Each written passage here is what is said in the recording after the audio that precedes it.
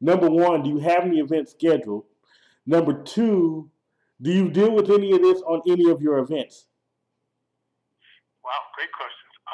I have a lot of stuff that's scheduled tomorrow, which I know this interview will air after that, but um, tomorrow, which is January 30th, I'm one of the features at this thing called Saloon Poetry. It's at the Chicago Cultural Center tomorrow at noon.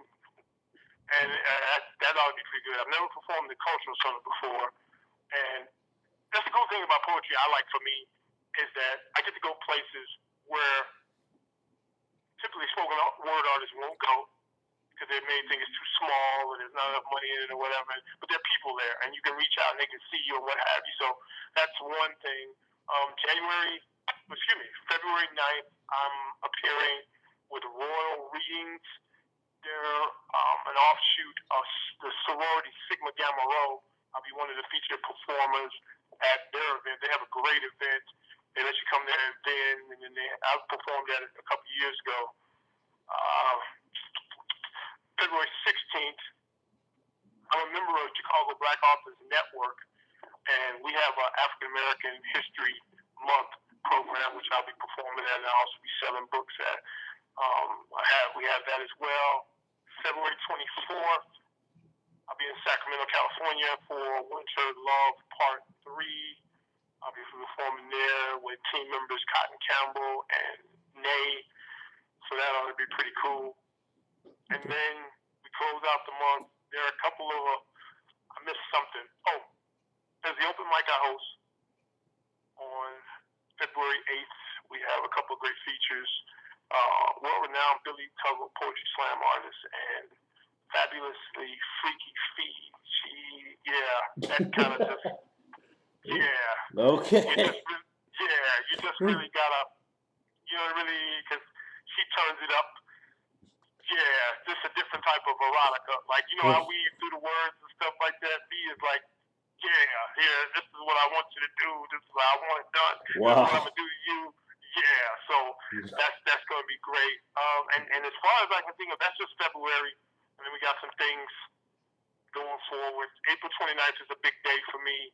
That entire weekend, 27th, 28th, and 29th, is what I call the orgasm weekend. Like that day. Revenge of the Orgasm comes out officially on April 29th. April 28th, I'll be the guest on Poetry's Love Letter, which is our radio show, but I'll be the guest, and we'll play some tracks, and I'll do some poems from the book. And then April 27th is the official release party for Revenge of the Orgasm. We're going to have a live band. It's going to be a Left of Me chocolate. We're going to have some performers. I'm going to perform, and it's going to be chocolate. It's more than likely going to be a lot of ladies. So we're just going to do a thing. So it's going to be an entire weekend. And to answer your second question, it's funny because where's the best example of us when I saw that happen? I got to answer this two ways. Number one, it doesn't occur immediately because, like, if I'm with someone, like I've gone places with Cotton Campbell, so women have to figure out if I'm with her, what's that all about before they do something, because they don't want to rush right in. They don't want, so it's like a delayed reaction. But when I'm with, like, my brother or by myself, then it's a different animal. Someone to come, and then women have the thing, sisters have the thing where they don't want to seem like groupie. That's the number one thing they'll say. I would come on your page, but I don't want to seem like a groupie. I would comment, but I didn't want to seem like, and they'll say this, they'll send a text, they'll send an inbox and say this. But the best example of what you asked was last year. It was an event. It was at this great place here.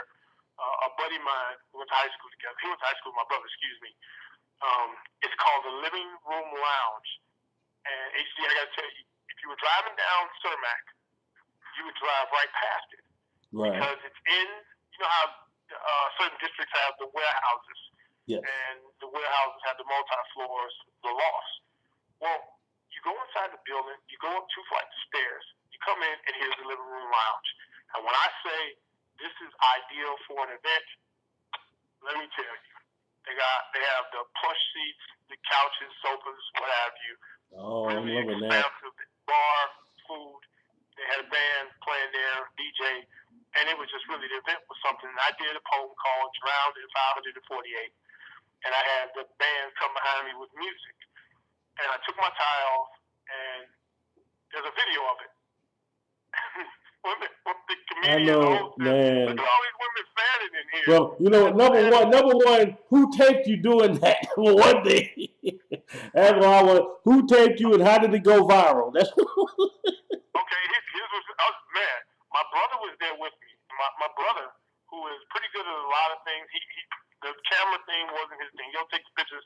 My daughter usually does a lot of filming, but my brother was with me, and he filmed one of it. And that video was a little shaky. But he got that. But there was a young lady I know or knew. She doesn't really associate with me because I ain't go with her. Oh my Lord. I'm serious. So she was there. She used the iPad. It was really crisp. I mean, it was really crisp. And she caught the beginning, and she caught the after when the comedian was on and talking about me doing this poem and the women in the thing. So she recorded the video, and then it's finally up on social cam. I'll send it to you, let you check it out. And it was something because there were women who came up to me. There were women who stopped me. My brother said there was one woman who just followed me from the stage all the way around. So I went back to my table. He said, "Dude, you just did." And so when dudes come, I noticed this. When dudes, men, brothers come up to you and shake your hand after you did a poem for women, a sensual poem, you did the thing, and that's what brothers did. They came up to me and like, "Man, wow, you really did it." He said, "Man, you made my night a little bit easier tonight, brother. Thank you." You know, so it's funny, man, because they always think sisters seem to believe there's always somebody else, and they don't want to be a part of. They always say this. This is a famous quote. They always say this, and I quote: "I know who G.P.A. is, and he's cool, but I want to get to know Mark." Unquote. Which I don't believe. I don't. Until someone shows me that that's what they're on, I don't believe that because G.P.A. is what they see and where the electricity comes from and what brought them to. So, you know. See what they want. Yeah, man, it's something, bro. It is something. Right. They want their secret identity pretty much. I mean, they don't want to know secret identity. They want to know the superhero pretty much. So yeah. I believe the super. It's just like, you know what it's like, and I'm not saying because I'm a Batman guy more than I'm a Superman guy. I am. I'm a huge Batman guy. Cool. But I am too. It's like Lois Lane was for Superman. And depending on what cartoon you watch, depending on what TV show you watch, then she got to know Clark, and then once found out the other thing, then it was cool. But she was always for Superman. You know, if you look at certain things, it was always Superman. And I think that's similar. I think G.P.A. Now, there are women who knew me before I was through G.P.A. and what have you, and so that's a different look on it.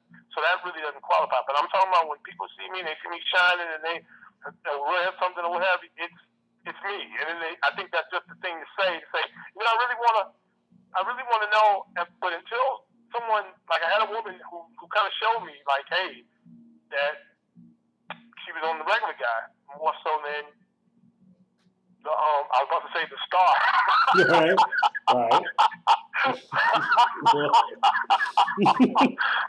I understand. Truly understand. That was bad. But yeah. So, you know, that's kind of cool. But it's wild, man. It's all cool though, because my brother lectures me all the time. He says, "Dude, don't be shocked because women fall in love with you or dig you." He said, "Don't because you're a gentleman." He said, "You're a gentleman, and then you speak to their heart. No one talks to them like that. You know, no one talks to them like that." So. Lord, I'm telling you, you have some adventures, man. You have some straight up Yeah, adventures, but I love it. yeah. I mean, I love it, and I love hearing about it. So this is like, so I guess this is why me and you are friends, man. Like I say, I mean, I mean everything about you. If someone would come up and just say, say, well, GPA this, GPA, I don't know what they're talking about because he has not shown what side. No one has done that by it, mind you. But I'm just saying, like I Well, you say, haven't met enough people yet. right.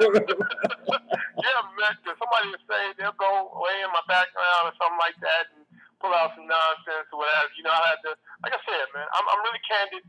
I had to deal with some things, some sordid events that went on, and I had to deal with them. You know, some of my stuff, like hey, listen, I'm not perfect. Never claim to be. I know. I just claim to be the best at what I do in this poetry. So, stuff's brought about, and it's like, hey, you had to deal with it. I was real candid, like, look, this, and this, not this, but this, and let's go on forward. I mean, this is however long ago, let's go on forward. So, but I try to just, especially dealing with women, bro, I try to be as honest as possible. I try not to say, hey, we go together, because as soon as I say me and a woman are together, you'll see a difference in certain things I would say in interactions with other women. You'll see a difference. I have a flirtatious nature. I'm not denying that. But you'll see a difference on social media once she and I have said, okay, this is who we are together in this unit. You'll see a difference. And it won't be always dialed back, but it won't be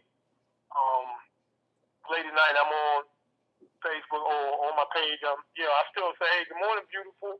Oh, so I still say things like that, but it'll be a difference. But that's not where it is as of yet. So, All right. Now, if I wanted to get to know you, my new, any new fans want to get to know you by your books, your CDs, where can they go and connect with you?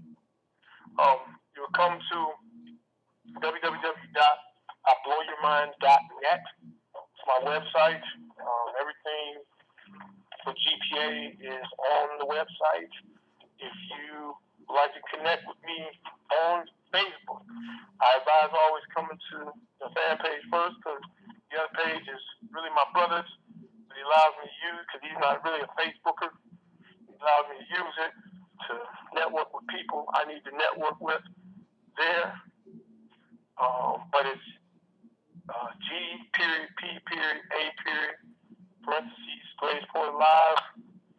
Twitter is GR8EST Poet Alive. And once you link to one, you can pretty much find everything else. I'm always trying to update and let you know where to find me. I've got a Reverb Nation page. I'm number 3 in my city so far, and I moved up like 100 spaces in the nation, which was kind of wild to me. Mm-hmm. Somehow I'm like 22 in the nation as far as poetry / spoken word or whatever. But I always post stuff there, so you can always link up to me. But come to the fan page first, or Twitter, and everything else you can pretty much find from there. If you have any doubt, I always tell this, and I did this the other day at America's Got Talent. I was sitting there, I was trash talking, which is what I do. I was trash talking, and I said, listen, if you don't believe anything that I'm telling you about who I am and what I'm doing, and why I'm going to win this competition, Google, Bing, Yahoo, put in G.P.A. Put in Greatest Poet Alive, put in Poetic Unsub, put in any, and it'll, some things that come up with me, and then you'll be able to link to other pages. So this lady, the white lady, she picked up her smartphone. Mm-hmm. She punched in. She went right to Google. Punched in Greatest Poet Alive. The entire page was nothing but my stuff. The very first page was a performance I had here at an event called Cafe Cabaret, run by friends of mine, Roberta Miles and Janet Kane. And they run a great event every third Friday of the month, and they bring together artists. I'm telling you, it is so cool sometimes. And this is, I love being black. Right, all day. I'm a black dude all day. But sometimes you got to do white folks stuff. Absolutely. You got to do it. You got to do some white folks stuff. And typically, I've been our color, our ethnic group, participating in this event. Mm-hmm. But you meet comedians, and they ain't trying to kick it. Sometimes, some of them, they're not used to, like, because it's still real. I mean, in Chicago, Right. it's segregated. So some white folks not used to dealing with black folks or what have you. But some of them are like, hey, they see me as a performer, I'm there performing, they cool, so you kick it beyond there, and it leads to going some other places or what have you. So, darn it, they got a performance there. They got a performance, I want to say, from 2011, late 2011, that popped up. And she was able to scroll down and see that I wrote books. And I'm not saying that to just boast, I'm just telling the truth. So if you want to Google or Bing or Yahoo, just put that in and what have you, kind of find anything you need to know about me, what I'm doing, what's going on, or what have you, your background. Yeah. Okay. Yeah. Well, I'll tell you what though. I mean, I don't know. It's just I love the fact I've been on your site. It has great videos. It tells a lot of things. It's very I love interactive sites, right? So and it see all of your products. I love everything on it. So thank you. Cotton Campbell did the site. Okay. She did. She's phenomenal. Not only an outstanding performer, but she does a lot of things really exceptionally well. So and she did the site and put it together and what has to make it vibrant. So thank you. We're just trying to, bro. It's just a matter. You just get it done. We're just gonna get it done. Well, I'm glad you keep bringing her name up because she's gonna be put on the spot. She's gonna be put on the spot in a couple of days. What kind of advice can you give any new poets who are trying to get into your position?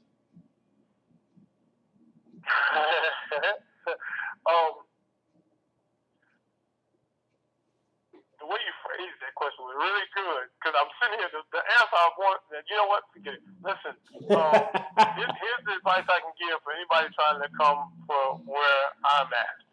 Just do it. There's room for everybody to be the best. And see, I know that's going to throw somebody and say, what do you mean there's room for everybody to be the best? Well, this isn't the NFL or the NBA where there's a championship. So, and it's subjective. Every day I think I'm the best poet writing or performing. I believe that. Every day. I go to bed like that, I wake up like that, I walk around my city like that. You're supposed to think the same, no matter what city you're in, no matter what part of the world you're in, whatever. You're supposed to think you're the best. So start with that, number one. Number two, which it could easily be number one, be yourself.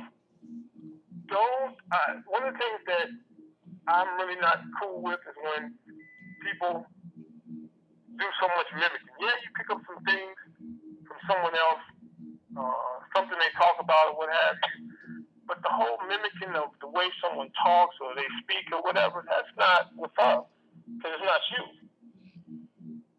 So be you.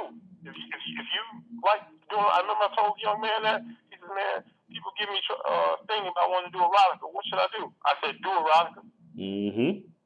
I said, if that's what you feel and you like doing and you enjoy it, do erotica.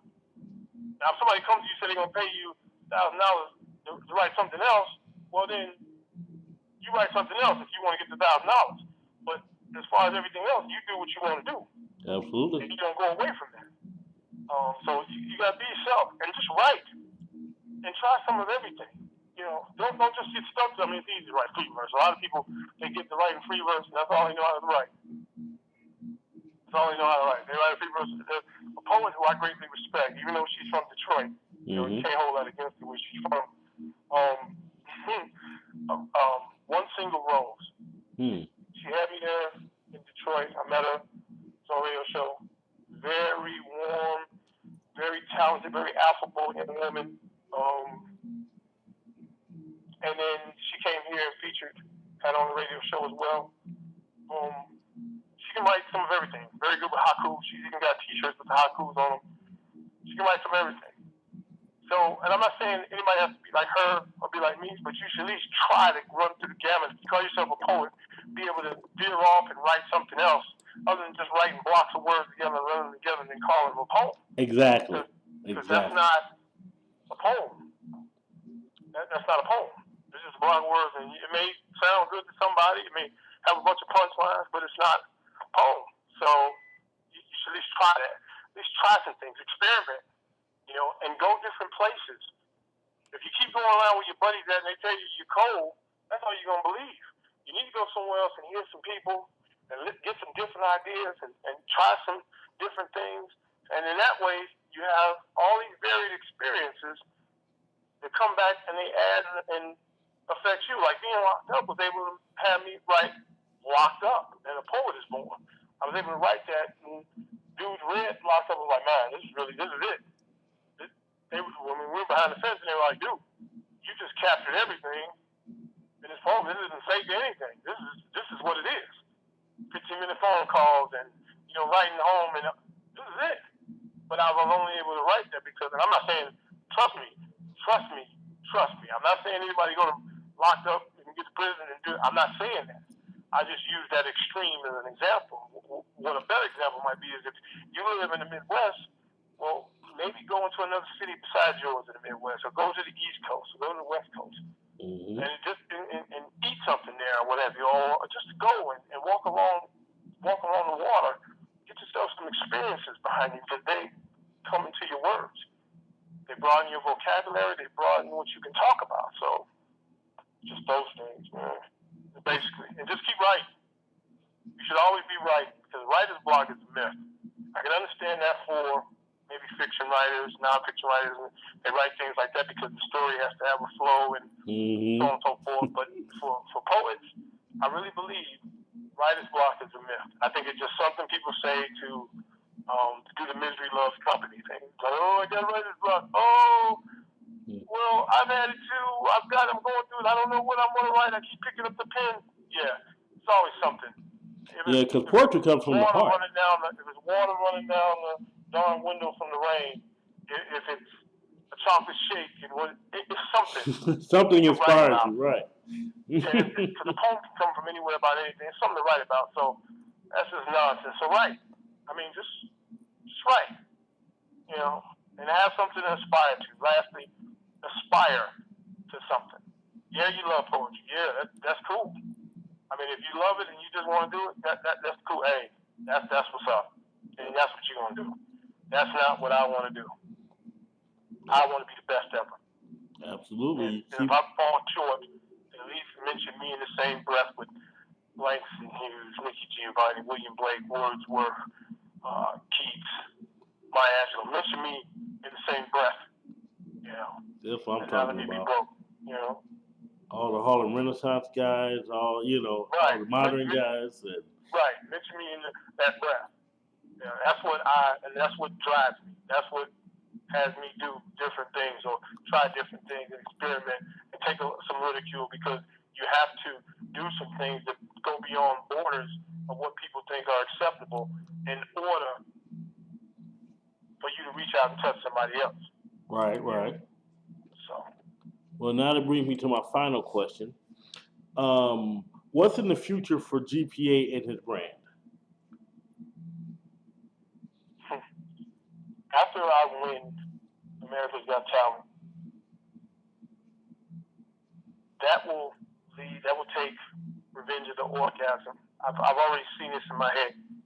After I win America's Got Talent, Revenge of the Orgasm was already going to do very well.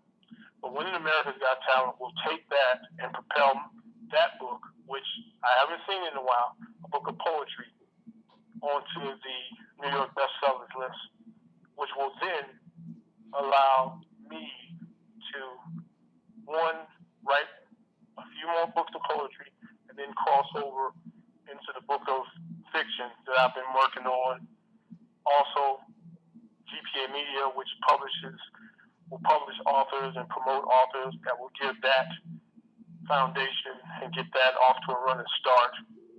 And you'll be able to say, with an achievement like that, the Mall Storytelling Slam, events that weren't quote-unquote poetic events, you'll be able to say, that I took poetry, which people say is not something that can be entertaining, and taking that to the very next level. Me, guy from the South Side, me, and then now others like me who are poets can say, "Oh, wow, he did it. Well, I want to do it. Well, I want to do it." I'm sorry. Oh, no, go ahead. Oh no, you're fine. Now I just ask one favor though. However, when you get up there, please still grant me interviews. That's all I want to know. Still grant. As long as you keep granting me interviews, I'm cool. Let me tell you. I've gotten that ever since I posted the pictures. Or my daughter posted the pictures of us down in America's Got Talent, and then she told about what happened when I was there. And real quick. So I went to the audition. I'm just sitting there waiting, and everybody's singing, and they sound like Adele. All the young ladies, Caucasian young ladies, they try to sound like Adele, and the guys are dancing around. The hip hop guys are dancing around. And I'm looking around, and they had little cute kids, most of whom aren't black, and people who are not black and listen to this interview, and you're cool with me. You already know where I am with you, so I don't want you to feel offended. And people who aren't, who know, you have to know that I have friends who aren't African American, black, whatever. I'm cool with. So it's not necessarily a slight towards you. So don't think that way. Oh no. You have to understand, I'm black. Absolutely. Born that way, live that way. Will go into the next realm of life that way. Leave this one, go into the next one. Black. So I define certain things, some things, my experiences by that too. So that's just the long and short of it. And that was my politically correct way of saying that. Most of the kids, if not all of them, were not our ethnic group, HD. So they were there. They were getting their experience like they do. White folks tend to do that. They give the experience. And those of us who are enlightened or who may have been shortchanged and I want to do better for ours, we get ours into experiences like that. So you saw that. And so here I am sitting here, and I'm not rehearsing anything. I'm not jumping around. I'm trash talking. No, you're fine. I just started trash talking. And then when they called our numbers, I was trash talking on the way up there. And then when we got up there, I met a pastor. He was there. He brought somebody. He told me, "You're supposed to be here." I mean, this is what he told me. He told me, "You're supposed to be here. This is not an accident today. You're supposed to be here. You're going to do your thing." Mm-hmm. And I had already known it. But it was like, I'm believing God. So I'm not ashamed to say that. And so I believe when he said that to me, that was God saying that, say that to him, to me, to further reassure what I already knew. And then I ran into a younger guy who was just really being a jackass. He was. Being really negative. Right. Poetry, blah, blah, blah, blah, blah, blah, blah, blah. And I said, oh, yeah, that was the devil trying to sway me the other way. Exactly. And it wasn't working. I was dialed in. So I went on in, I did Bully. I don't know if you've ever seen that or heard that. This poem, Bully, My Chocolate Milk, and it's a crossover hit because white folks love it, black folks love it, what have you. It just kind of works. So I did that, and you only get 90 seconds. Well, the guy gave me more than 90 seconds because he was engaged in the poem, which my mom and I had discussed before that we're going to deliver this, and that's going to bring him in. And he should give us, and it worked. So out of the 12 or 15 of us, they called 3 of us back in. I was one of the 3. He asked me questions about different poems, had me do another poem, had me finish where I left off with Bully. And then he told me, he says, well, listen, I gave you an extra minute, and I told him what my plan was, and he said it was real smart. He said, you only had 90 seconds going forward. Will you be able to do that? I said, I'll be able to do however long we need to do. But all I'm telling you is, you push me to the next round, you're looking at your winner. Because I'm not going to get weaker or take anything for granted. I'm going to get stronger each week. Each week, I'm going to get stronger. I'm going to get tougher to get knocked off. I'm looking to knock it off because I'm not going to want to go. And you don't have anybody like me in the competition who just believes day in, day out that he is who he needs to be. So get me to the next round. I got right in the face of the camera when they show it. When they show the early clips, they probably show this. They'll probably pick this out and show this. So I got right up on the camera and told them, I know you're watching this, and you're going to see a bunch of people. You don't have anybody like me push me on through. And so he's like, oh, you'll be able to do it. He just kept asking me stuff. Had me in there a while. You know, okay, well, we look forward to seeing you. I said, look forward to seeing you too. And I shook their hands after me. He said, man, great job today. You know, you have a great storytelling skills. You have great energy. And he likes the way when I say my poem, how I ended. And that was the thing, bro. So I just said all that to say that when I came on out of there, I had people say to me or text me, inbox me, hey, don't forget the little people. And my response has been, I don't know any little people. I don't. And if I do, then I'm one of them with it. I don't know any little people. I got them out of my life, or they went out of my life already. All those people, good people who are for me, or who I associate with more than others. And when I shine, those who are with me, I shine with and for them as well. Man, let me just tell you, I know we come to the end of the thing. I want to tell you, HD, I greatly appreciate your friendship and your interaction. That'll be always. Social media, and definitely for having me part. You have some outstanding authors and individuals come on and do, take time out of your time. There's no paying for you, anything like that. You're just doing great stuff, man. I appreciate you having me in that collective. Thank you very much. It is no problem, and anything I can do to help is just fine. Thank you for watching the bonus content here at the Author's Corner with H.P. Campbell. As you see, me and G.P.A. had a wonderful time talking about life, America's Got Talent, poetry, success, everything. And stay tuned right here for more bonus content next week. Well, for now, that's our Author's Corner. That's the bonus content. And stay tuned for when I have 3 more authors. And as always, let your writing fuel your spirit, and God bless.